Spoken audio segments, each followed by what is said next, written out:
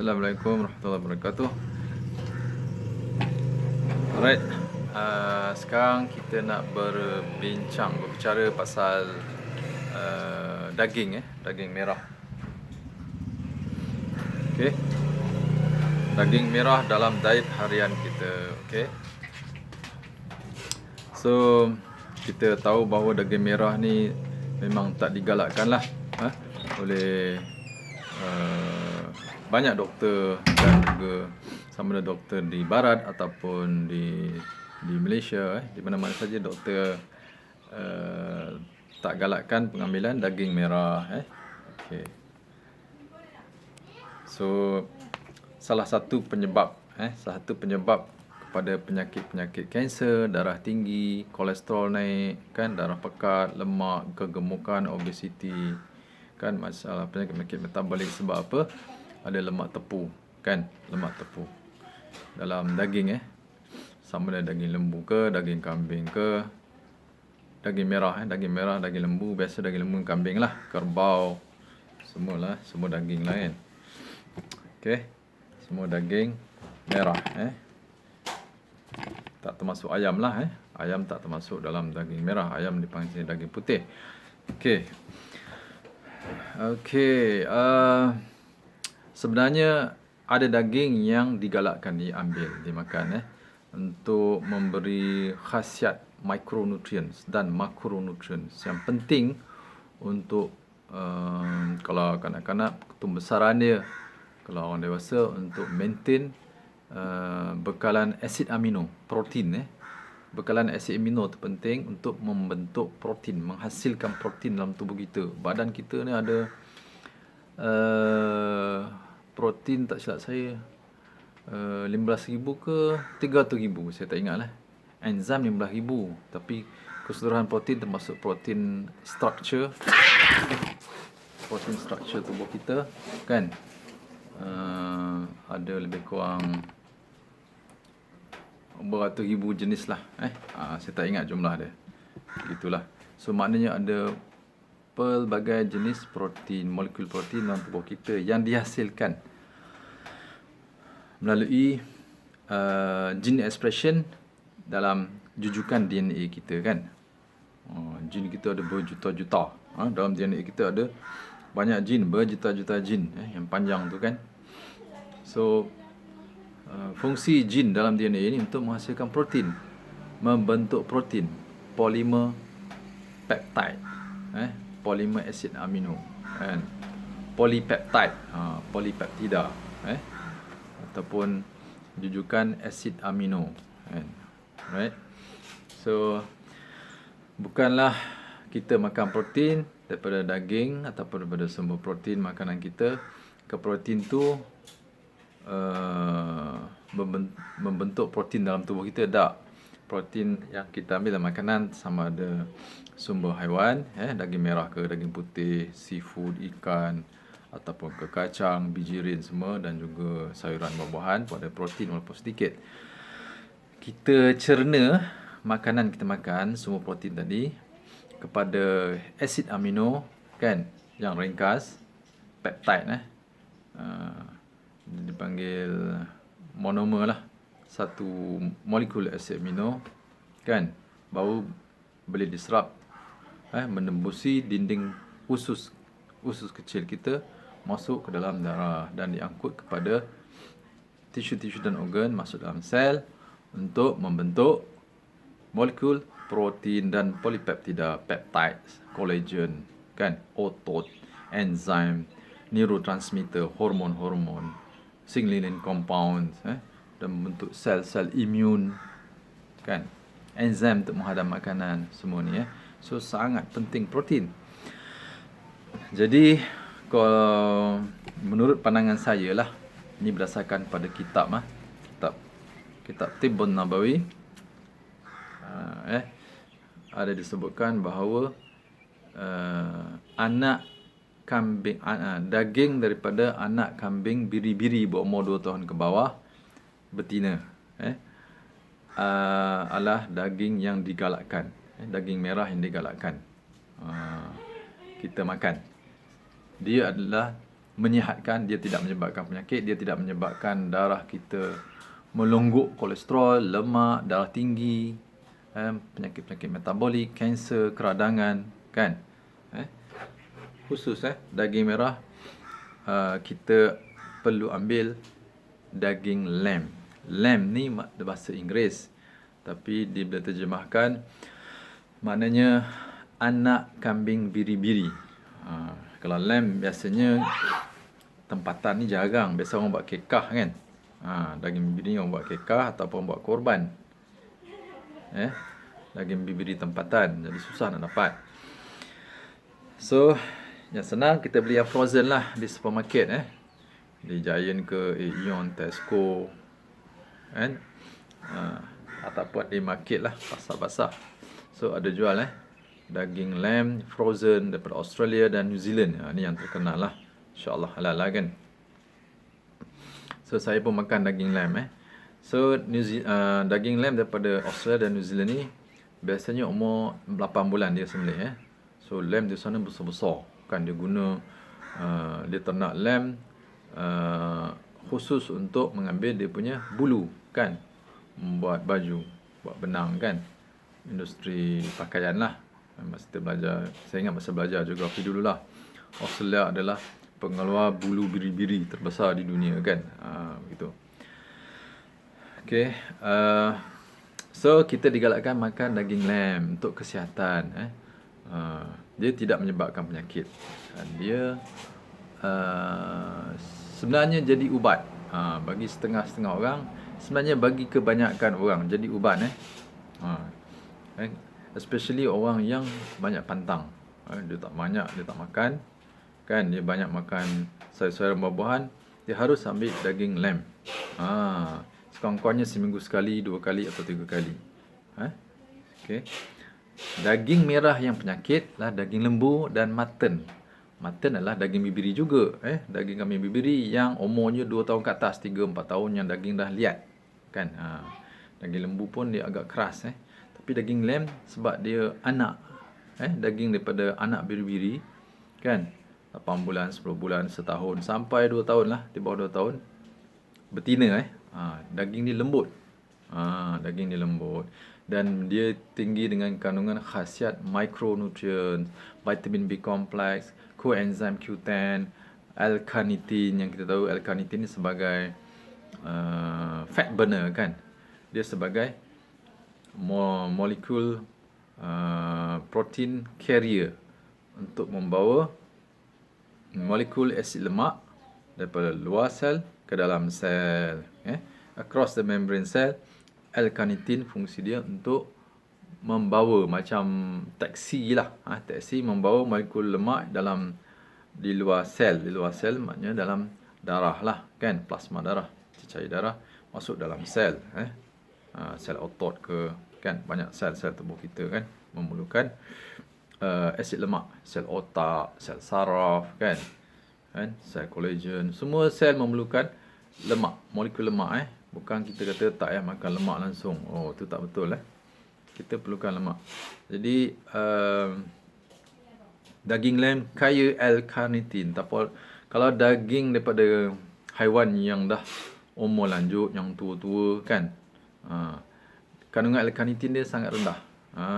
Kandungan vitamin B kompleks pun rendah, coenzyme Q10, micronutrients dan juga dia lebih banyak. Dan juga gene expression dia makin kurang lah. Gene expression menghasilkan protein yang berkualiti, protein yang berfungsi untuk fungsi tubuh dia, untuk detoksifikasi, untuk mencerna, untuk metabolisme kan. Semua ada paling tinggi optima level dia dalam anak daging daripada haiwan yang kurang 2 tahun. So khasiat daging lamb. So isteri saya pun ada darah tinggi. Kalau makan daging lamb, darah dia tak shoot naik, tekanan darah maintain cantik. Kadang-kadang turun pula saya kalau makan turun, anak saya pun makan turun. Sebab apa? Dia mengandung kandungan mikronutrien dan kandungan lemak tepu dia kan. Lemak tepu ni ada 2 jenis dalam badan kita kan, lemak putih dan lemak perang, brown fat and white fat ataupun brown adipose tissue, brown adipose cell, brown dan white adipose cell. Itu maksudnya lemak putih dan lemak perang. So lemak putih ni yang lemak biasanya dalam daging lembu dan mutton, daging kambing yang dah tua, daging kambing biri-biri lah, yang dah tua. Lemak dia yang melekat tu, yang putih macam kapur lah, putih melepak kan. Dan lemak tu sangat solid, sangat padat, keras kan. Kalau kita kena kat tangan kita, nak cuci pun susah, kena pakai sabun. Kalau pinggan mangkuk terpaksa tuang air panas dulu, sebab dia melekat, dia sangat saturated, tepu. Sangat tepu, dan rantai panjang dan tepu pula. Yang itu memang penyakit lah kan. Tapi dalam daging lamb, kita perhati lemak dia, lemak yang lembut sangat, dan warna dia warna keperangan, brownish. Kita makan lamb soup kan, kita buat lamb soup ataupun pergi kedai Arab beli lamb soup kan, lemak dia lembut, kita makan macam jelly lembut. Itu lemak perang. Itu kaya kandungan mitokondria. Dia lemak dia loose pack. Yang lemak putih tadi dia padat lemak. Dia tak ada mitokondria, sangat kurang. Tapi dalam lemak tisu atau sel lemak perang, dia banyak, tinggi kandungan mitokondria, dia boleh burn out lemak-lemak ni. So kita makan daging lamb, insya-Allah tekanan kita maintain, kolesterol kita pun maintain, tak naik kan, dan tidak berlaku keradangan sebab dia tinggi kandungan mikronutrien, anti radang, antioksidan kan. Begitu. So insya-Allah So siapa yang ada masalah ketumbuhan fibroid cyst, kalau makan daging lembu dia cepat membesar, tapi daging lamb dia tak membesar. Ini kita dah terbukti terbukti. Kita test sendirilah. Okey. Isteri saya ada fibroid. Makan lamb dia membrane cyst dan juga fibroid dia tak membesar, tak sakit, tak menyebabkan kesakitan, keradangan pada fibroid dan tak membesar. Pergi makan lembu je, check, scan, cepat membesar. Begitu. Sebab tu kita nasihatkan makan daging lamb. Bukan tak makan langsung daging merah. Kita kena ada keseimbangan dalam diet kita. Bukan hanya makan sayur, buah-buahan saja, kan, nasi. Lepas tu tinggal semua daging. Makanan haiwan tak makan. Tak betul. Kita akan kekurangan nutrien tertentu, especially vitamin B12. Vitamin B12 hanya terdapat dalam daging merah. Paling tinggi dalam daging merah. Ayam ada sikit. Dalam sumber tumbuhan, makanan berasaskan tumbuhan tidak ada yang mengandungi vitamin B12. B12. Jadi kita kena ambil sedikit daging merah. Macam saya 2-3 kali makan lamb ni. Masa saya sakit teruk dulu, saya makan lamb kerap lah, seminggu 3, 4, 5 kali. Kena makan hampir setiap hari, selama 40 hari. Kan, siapa yang badan rasa lemah, rasa macam anemic, tak cukup tenaga, tak cukup darah, pucat, ataupun tekanan darah rendah, elok makan lamb. Buat sup, terbaik buat sup, ataupun masak santan boleh, masak kari, ataupun masak guna rempah sup, Adabi ke, Mak Siti ke, Faizah ke, tapi bersantan pun boleh. Kami dah guna, sedap. Rempah, sebut rempah sup tapi bersantan. Masak lamb. Jadi masak, apa dipanggil tu, masak sup bersantan. Masak sup bersantan lamb. Sedap. Sedap. Dia tak pedas. Saya rasa sesuai untuk orang gastrik dan GERD, sebab dia tak pedas dan dia tidak ada kulit kayu manis yang tajam untuk orang gastrik. So rempah sup ni dia hanya buat daripada jintan manis dan ketumbar, sedikit jintan putih. Itu bagus untuk membantu merawat masalah gastrik dan GERD. Okey. Yang penting daging lamb dia tidak menyebabkan keradangan yang melampau, yang cytokine storm tidak. Tapi lembu ya, especially lembu yang diimport, lembu yang diimport. Lembu Australia okey. Okey ya.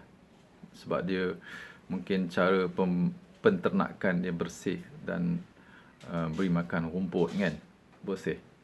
Tapi daging lembu daripada kita nak sebut tempat pun takut ni kan, sensitif daging lembu daripada satu tempat tu yang murah daging lembu yang murah yang harga sekilo RM10, RM12, RM15, itu jangan. Itu boleh menyebabkan keradangan, cytokine storm. Sibuk cytokine ke cytokine storm, bagi orang kena jangkitan coronavirus kan. So daging lembu lah boleh menyebabkan keradangan dalam tubuh kita. Alright. Tapi daging lamb tak Kini kita dah cuba dah. Alright, insya-Allah. So orang mengandung boleh makan lamb, orang lepas bersalin pun boleh makan lamb, tapi lembu orang bersalin jangan dia ada keradangan. Takut berlaku apa dipanggil tumpah darah, bleeding. Daging lembu jangan makan awal lepas bersalin especially within 3 bulan lepas bersalin. Jangan makan daging lembu, itu punca keradangan. Keradangan maksudnya berlaku kerosakan tisu, takut berlaku pendarahan, luka. Itu kita tak mau. Lamb tak apa Lamb alright. Okay. Pasal ayam nanti kita cerita kemudian So lamb boleh diambil oleh kanak-kanak, orang dewasa, orang tua. Dan satu lagi, daging lamb lebih mudah dihazam. Lamb lebih mudah dihazam berbanding pada mutton dan lembu. Sebab daging anak dia lembut kan, fiber protein dia, serat protein dia masih mudah dicerna, kan gitu. Sebab tu orang buat masak chop, lamb chop, tak ada mutton chop kan. Mutton chop buat keras liat lah, tak boleh nak kunyah lah kan. Tapi lamb orang buat chop, lamb chop, chicken chop, pasal dagingnya lembut kan. Alright. So mudah dihazam dan sesuai lah untuk orang gastrik, lemah penghadaman, makan daging lamb sikit-sikit lah kan. Tapi yang paling penting sup dia, kuah dia kena hirup. Kalau ada kuah santan pun hirup sikit. Tapi kalau kuah sup lamb dihirup, dia membantu merawat keradangan dalam perut, dinding perut, usus kecil, usus besar semua kan. Sebab dia bila kita masak protein dalam kuah berair kan, lamb soup ni kan, so dengan api yang sederhana dan kita buat cuka sikit kan, setengah sedutir ke sikit je bubuh, untuk melarutkan protein tadi, melarutkan protein, dan dia menguraikan kepada asid amino masuk dalam kuah sup. Jadi kuah sup tu kaya dengan asid amino kan, dengan collagen. Yang terbaik bone broth lah. Bone broth ni sup yang kita masak 3-4 jam dengan api yang sederhana dia renyah aja. So protein tu terlarut mengeluarkan asid amino ke dalam sup. Jadi nanti dia pekat macam blender bila kita masuk dalam peti ais dia pekat jadi macam gelatin. Jadi collagen.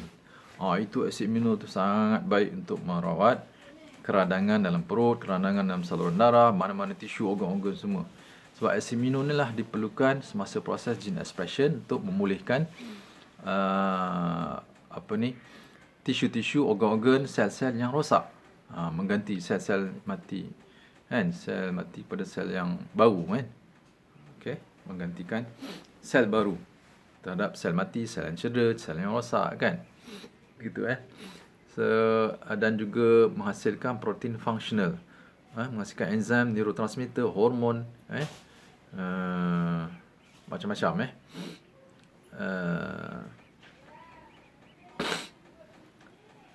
Okey.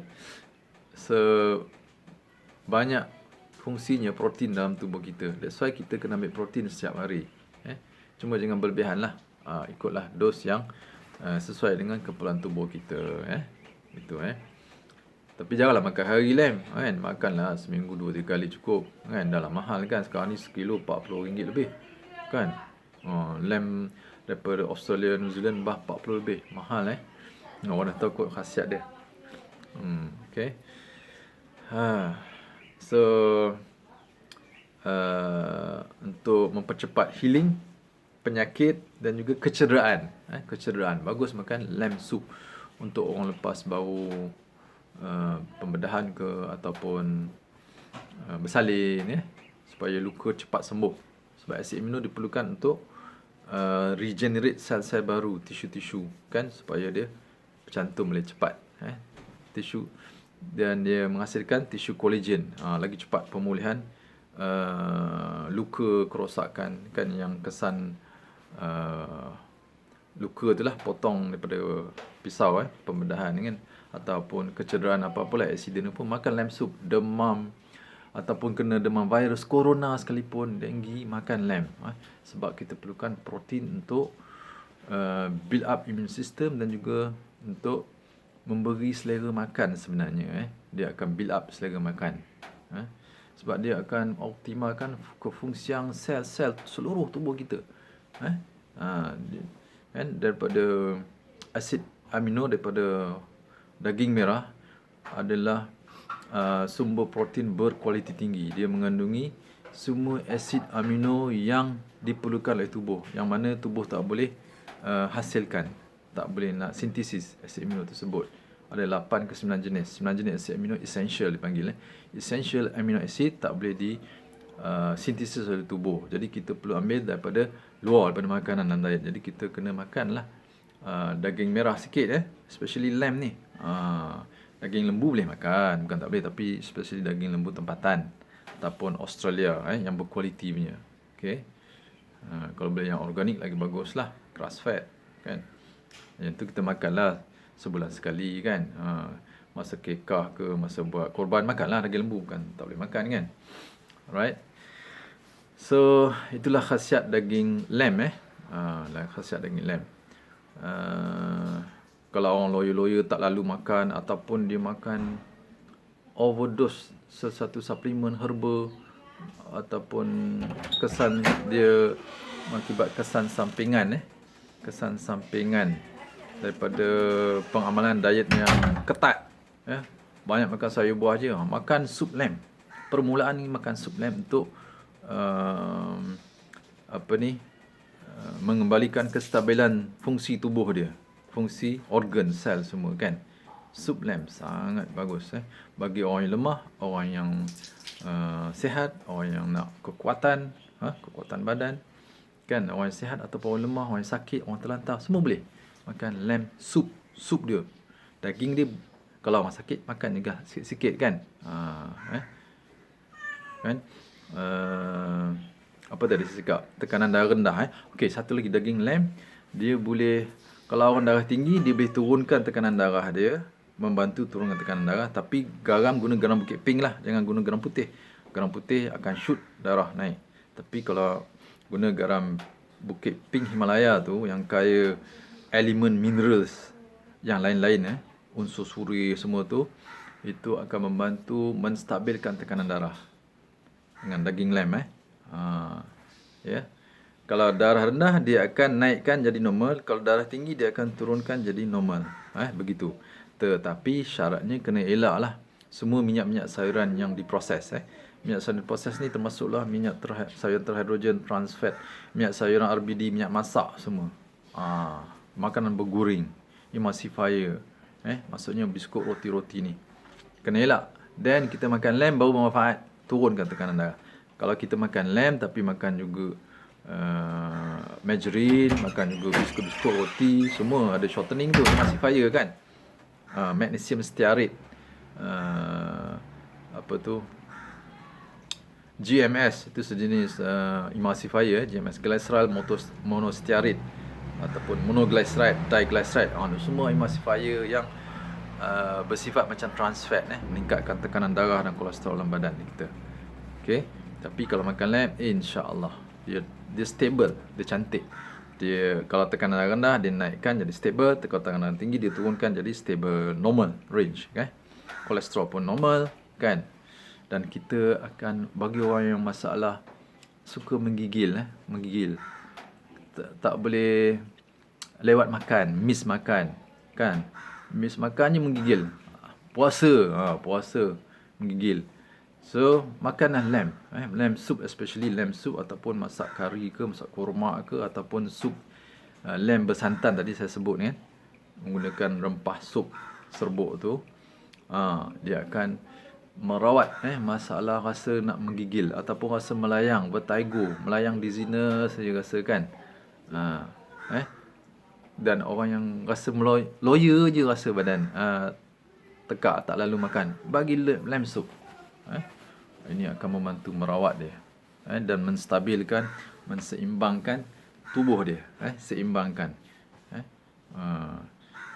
Sebab kita duk makan banyak benda plant based food, plant based, tapi daging tak makan. Kita tak tahu sebenarnya daging merah ada yang sihat, yang menyihatkan, yang tidak menyebabkan penyakit, yang tidak menyebabkan darah kita berlonggoknya kolesterol ataupun bahan-bahan buangan, bahan toksin, yang menyebabkan gangguan metabolik. Iaitulah daging lamb, kambing biri-biri, anak kambing biri-biri. Ini daging lamb yang dinasihatkan, disyorkan dalam kitab Tibbun Nabawi, dan saya amalkan. Saya pernah kena sakit dulu, terlantar 8 bulan, setahun kan. Jadi saya dinasihatkan oleh guru saya kan, makan lamb. Masya Allah, alhamdulillah. Lepas tu dia makin kuat-kuat. Jadi saya banyak nasihatkan pesakit-pesakit customer saya makan lamb soup. Dia boleh dapat menstabilkan, menseimbangkan keadaan seseorang. Dapat menstabilkan, menseimbangkan keadaan seseorang. Apa keadaan sekalipun dia seimbangkan. Tapi kalau orang yang makan memang makan daging je, tak ada manfaat lah. Dia memang makan daging lembu, burger lagi, hot dog, sausage makan. Itu tak kurang manfaat dia. Kan? Makan margarine, goreng-goreng banyak, shortening banyak, itu kurang manfaat. Sebab darah dia dah tepu dengan lemak trans, lemak teroksida, oxidized fatty acid, oxidized LDL, keradangan banyak, dan dimakan benda lain pun kurang manfaat. Itu kena rawat pula. Kena rawat. Darah perlu dirawat. Darah dia perlu dirawat. Itu kaedah rawatan. Itu kena secara consultation lah, personal. Sebab benda ni kita bukan kata benda ni bagus, dan bagus secara umum untuk semua orang kan. Ada keadaan-keadaan tertentu yang kita kena ada precaution, ada kena buat treatment tertentu pada dia, baru beri manfaat pada tubuh dia secara optimal. Sebab kita cerita ni cerita keadaan normal, keadaan normal orang biasa. Orang biasa. Alright. Tapi kalau orang yang memang amal makanan veggie, dia tak makan langsung daging, makan lamb sangat bermanfaat untuk dia. Kan, sangat bermanfaat. So insya-Allah dia akan merawat orang yang tadi yang saya cakap tadi, rasa menggigil, lemah, angin banyak dalam perut kan. Tu salah satu punca angin banyak dalam perut, terlalu berpantang. Banyak makan sayuran buah aja. Dia tak makan sumber protein yang cukup, sumber lemak yang cukup, karbohidrat yang cukup kan. Banyak makan sayuran buah kan. Sayur buah memang angin jadilah, jadi gastrik pun boleh jadi. Saya kalau makan buah je jadi angin.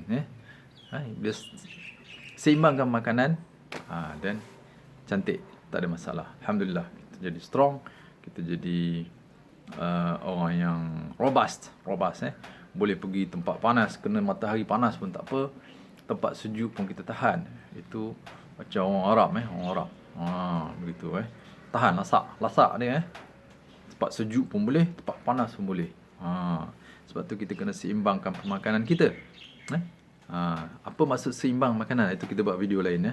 Seimbang makanan ni, jadi kita ingat seimbang ni makan sayur, buah je, bukan. Makan daging, kalau diet ketogenik makan daging je, bukan macam tu. Alright. So silalah makan lamb sekali seminggu ke, 2 kali seminggu ke, 3 kali seminggu, ikut keperluan tubuh lah. Kan, kalau orang anemik, tak cukup darah merah, hemoglobin rendah, makan lamb. Untuk wanita mengandung, kanak-kanak yang lemah, lembam, makan lamb. Makan lamb. Bagi le sup tu selalu buat sedap-sedap. Buat sedap-sedap. Bawang putih ataupun bawang merah. Salah satu bawang untuk digestion. Alright.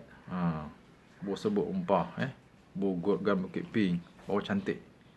Dan daging lamb dia ada electrolyte, sumber mineral kalsium, iron. So dia akan boost sintesis hemoglobin dan juga sel darah merah, dan juga sel-sel imun, sel darah putih juga, dan juga untuk meningkatkan peredaran darah. Itulah dia khasiat daging lamb. Kalau daging lembu dia akan mengganggu peredaran darah sebab lemak tepu dia yang kita cakap tadi, lemak putih yang padat, yang keras tu kan. Itu yang meningkatkan tekanan darah dan juga kolesterol semua kan. So itulah dia khasiat lamb InsyaAllah. Semoga bermanfaat kita kena makan lamb Tak apa, Australia, New Zealand tak apa, jangan takut itu halal insyaAllah. Saya pun makan yang tu je. Kalau kita ada duit, kita boleh sembelih lah daging biri-biri umur 2 tahun ke bawah umur 2 tahun ke bawah. Daging biri-biri betina begitu yang betina maknanya yang 2 tahun ke bawah, maknanya tak pernah beranak lah dia tak pernah beranak. Kalau dah beranak, dia dah masuk satu cycle lain pula. Dari segi badan dia daging dia, semua protein dia, sel dia, tisu keseluruhan dan daging kita orang Islam, kita sembelih. So jangan takut bila kita sembelih dengan cara yang sempurna, ikut hukum fiqh sunnah Nabi sallallahu alaihi wasallam, disebut nama Allah Taala semasa sembelih kan haiwan ternakan tersebut, maka darah penyakit, kotoran-kotoran semua keluar melalui darah kan. Jadi kalau kita toreh daging yang dah sembelih, dia tak ada darah dah, kering, semua darah keluar sembelih dalam keadaan yang tenang, dengan keadaan yang betul kan, maka haiwan ternakan tu tenang, jadi darah dia keluar. Darah dia keluar habis seluruh daripada daging-daging dia keluar sampai kering daging dia kan. Itulah daging yang sihat, daging yang tidak menyebabkan keradangan, yang tidak menyebabkan kerosakan, penyakit pada tubuh kita insya-Allah begitu. Jadi makanlah daging merah, jangan takut jangan takut insya-Allah. Sebaiknya daging organik atau daging grass fed lah alright.